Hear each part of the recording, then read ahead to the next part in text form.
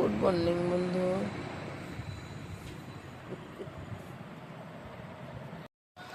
Football খেলো, ছোটরা যেরকম মাঠের ভিতরে খেলতো এখন বড়রাও খেলতেছে। হাঁটতে আসছে,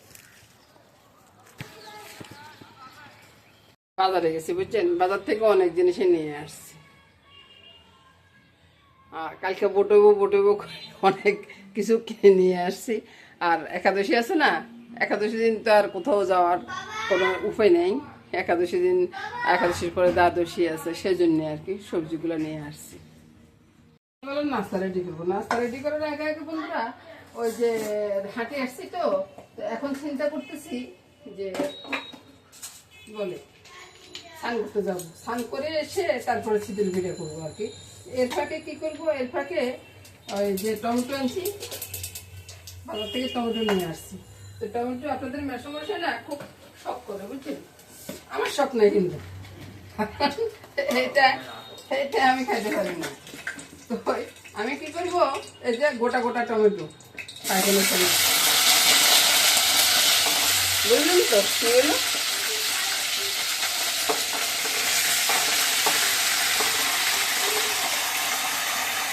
তারপরে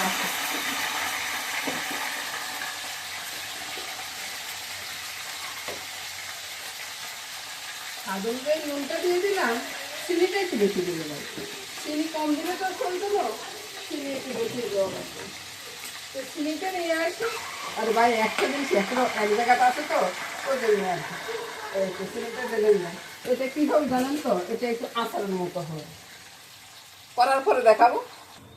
তো বন্ধুরা এই যে টাকাটা দিয়ে আমি গেলাম, শীতল পিঠার ডোটা কষলে মেখে রেখে গেছি, আবারও একটু পালা করে কষলে মেখে দিই।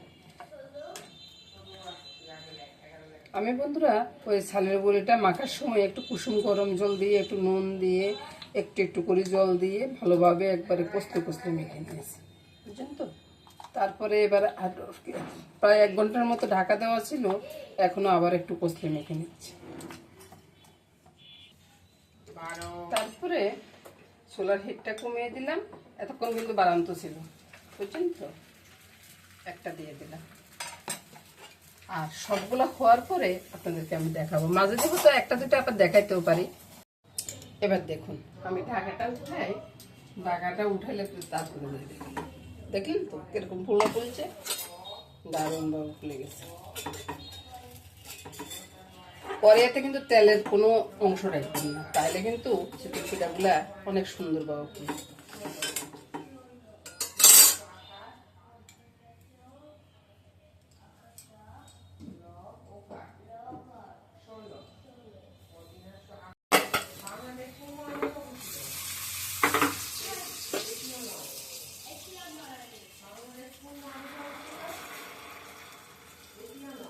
ওইদিকে দাদুভাই বুঝলেন তো, আর এদিকে চিতল পিঠাটা হয়ে গেছে।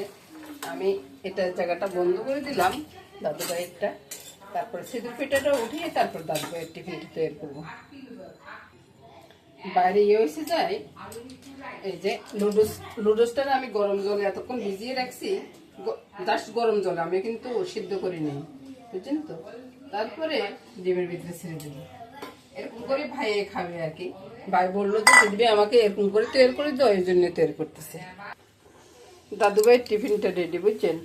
এখন দাদুভাই খেতে যাবে। মামনি সরষের লেগে বলো নি, তারপরে ধরো ভাই, হ্যাঁ ধরো, এটা তোমার। ভাই কেন যে আমার এই অবস্থা সেটা আমি পরে দেখাবো, বুঝছেন। আগে আমি শীতের পিঠাটা করিনি, শীতল পিঠা নিয়ে চলে যাচ্ছি। গিয়ে দেখি সবাই খেতে বসে গেছে, দেখুন বাইরে লুডুস খাচ্ছে, তারপর আপনাদের মেসমশাই থাল নিয়ে বসে আছে। এদিকে আছে কি, এদিকে গুড়, তারপরে শীতল পিঠা, তারপর নারকেল, সবে আছে বন্ধুরা। তো সব নিয়ে বন্ধুরা শুভ সকাল বন্ধুরা, সবাই খাওয়ালো আরম্ভ করছে। চলে আসলাম দুপুরবেলা রান্না করতে, বুঝছেন। তো দুপুরবেলা রান্না কি হবে, এই যে পালং শাক আছে, কোমর, পালং শাক, সিম, তারপরে আলু সব দিয়ে একটা নিরামিষ রান্না হবে, বুঝছেন তো? নিরামিষ রান্নাটা কিন্তু খুব টেস্ট হয়, আপনারাও করে দেখতে পারেন। কীভাবে রান্না করি সেটা দেখতে থাকুন বন্ধুরা, আর লাইক কমেন্টস করতে ভুলবেন না বন্ধুরা। লাইক কমেন্টস না করলে ভিডিও করতে কি ভালো লাগে বলুন? ভিডিও করতে ভালো লাগে না, ভিডিওটা করিয়ে তো আপনাদের লাইক কমেন্টসটা দেখার জন্য, ওইটাই আর কি। এবার কী করবো বন্ধুরা, ওই যে তেলটা গরম হয়ে গেছে, বুঝছেন?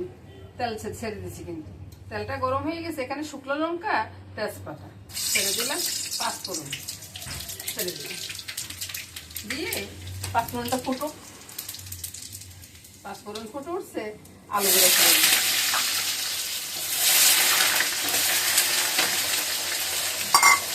তারপর আলুটা ভাজা হইতে থাকুক, এই আদাটা গ্রেট করে নিচ্ছি। আলুগুলো ভাজা হোক, ভাজা হইতে হইতে এই মাছটা রান্না করবো। মাছটার জন্য জিরা বাটার দরকার, তো জিরাগুলো বেটে নিচ্ছি বন্ধুরা। আর মাছের মাথা রাখবো না, মাথা ফেলে দেবো, বুঝছেন তো? মাথা ফেলে দিয়ে তারপরে রান্না করবো। মাথা আমার ঘরের কেউই খাবে না।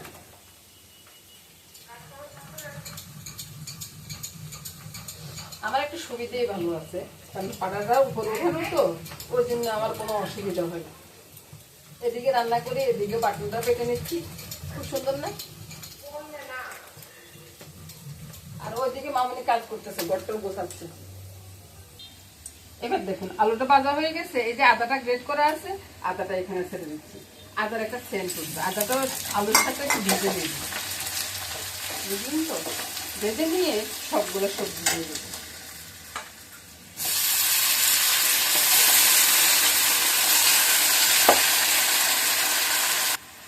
এবার দেওয়ার দরকার হচ্ছে নুন, হলুদ। আর চিনি দিতে বলবেন না, এই তরকারির সাথে একটু চিনি না দিলে ভালোই লাগবে না, বলুন? আপনার চামটা একটু কমে দেন, কোনো সমস্যা নেই। আমি একটু বেশি খাই আর কি, ওই আর কি। আর হলুদ দিব, এখানে লঙ্কা দিব না। লঙ্কা না দিয়ে এই যে মরিচ আছে না, এই মরিচগুলো অনেকটা ঝাল, বুঝছেন? এই মরিচ একটা মরিচকে ভেঙে একবারে ঘুরিয়ে দেব, ঘুরিয়ে দিয়ে নেড়ে ছেড়ে একবার ভালো করে নেড়ে ছেড়ে দেবো, নেড়ে ছেড়ে দিয়ে ঢাকাটা দিয়ে দেবো। একটু জিরা বাটা, বুঝছেন? আপনারা ছেড়ে গুঁড়ো দিতে পারেন, ধনিয়ার গুঁড়া, জিরার গুঁড়া, ধনিয়ার একটু গুঁড়া দিব। জিরা বাটাটা দিয়ে দিলাম, ধনিয়া গুঁড়াটা দিয়ে দিলাম। এর ফাঁকে বন্ধুরা মাছটা মেখে নিব। তো মাছটা মেখে নিব কি দিয়ে, নুনটা দিয়ে দিচ্ছি, হলুদ, তারপরে লঙ্কা। এই মাছ আবার একটু লঙ্কা বেশি লাগে, তারপরে আমি লঙ্কা বেশি দিব না, কারণ আমার দাদুভাই খেতে পারবে না, তো তো সেজন্য জিরে বাটাটা এবার ভালো করে একবারে যতটা পারি ভালো করে মেখে নিব। একটু তেলও দিব, আপনারা পারলে সর্ষের তেল দিবেন, আমি তো সর্ষের তেল খেতে পারি না, তাই আমি সর্ষের তেলটা দিই না আর কি। ঢাকাটা সাজিয়ে তরকারিটা নেড়ে ছেড়ে দিতে, নেড়ে ছেড়ে দিতে দিতে ওই যে কোমর টোমর একটু ভেঙে যাবে, তরকারিটা অনেকটা ঘন হয়ে যাবে, খেতেও অনেকটা ভালো লাগবে, বুঝলেন? এভাবে রান্না করবেন, রান্না করে দেখবেন যে ভালো লাগবে কিন্তু। এবার দিয়ে দিব জলের জন্য একটু জল,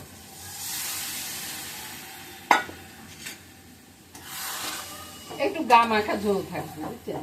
একবারে যে ঢপঢপে ঝোলটা হবে, গা মাখা একটু ঝোল থাকবে। আর গ্রানটা না খুব সুন্দর একটা গ্রান বের হচ্ছে, এমনিতে খেতে ইচ্ছে করতেছে। বাকি যে লঙ্কা দুটো ভাজা আছে এটা ছেড়ে দিবে, যতটুকু ঝাল বের হয় আর কি অতটুকু দিয়ে আমাদের হয়ে যাবে। আপনারা তো একটু বেশি ঝাল খান, আপনারা একটু কাঁচা লঙ্কা দিতে পারেন, বা শুকনো লঙ্কা আর একটু বেশি দিতে পারেন, বা মরিচের গুঁড়াটা একটু দিতে পারেন, কোনো সমস্যা নেই। এবার বন্ধুরা রান্নাটা হয়ে গেছে, এবার রান্নাটা নামিয়ে দিচ্ছি। রান্নাটা নামানোর পরে আপনাদেরকে দেখাই কেমন হয়েছে, ঢেলে নিই তারপরে দেখাই। এবার কি করবো, একটা লঙ্কা উপর দিয়ে দিব। কত সুন্দর রান্না হয়ে গেল দেখুন তো। শাকটা, পালং শাক কিন্তু এভাবে খেয়ে দেখুন, ভালো লাগে কিন্তু।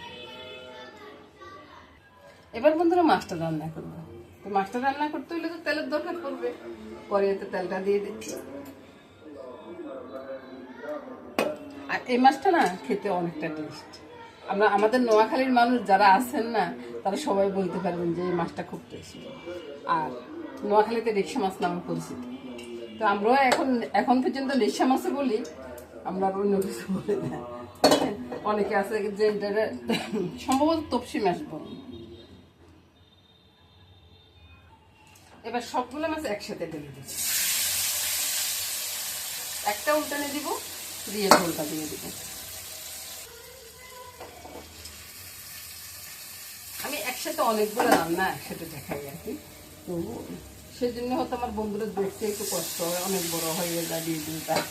আর লগে দিয়ে দিব কাঁচা লঙ্কাটা দিয়ে, ঝোল বেশি রাখবো না, একটু মাখো মাখো গা মাখো ঝোল রাখবো। আর বন্ধুরা এই মাছ যখন রান্না করবেন না, চামিচ আর দেবেন না। এই মাছটা এত নরম, মানে চামিচ দেওয়া মাত্রই এই মাছটা ভেঙে যাবে। এবার বন্ধুরা চুলাটা বন্ধ করে দিচ্ছি, রান্নাটা হয়ে গেছে। এবার আপনাদেরকে দেখাই। বাইরে আমি নিজের ভিডিও নিজে করি, বুঝছেন। আমার এখানে অন্য কেউ থাকে না যে ফোনটা ধরবে বা এমন কিছু।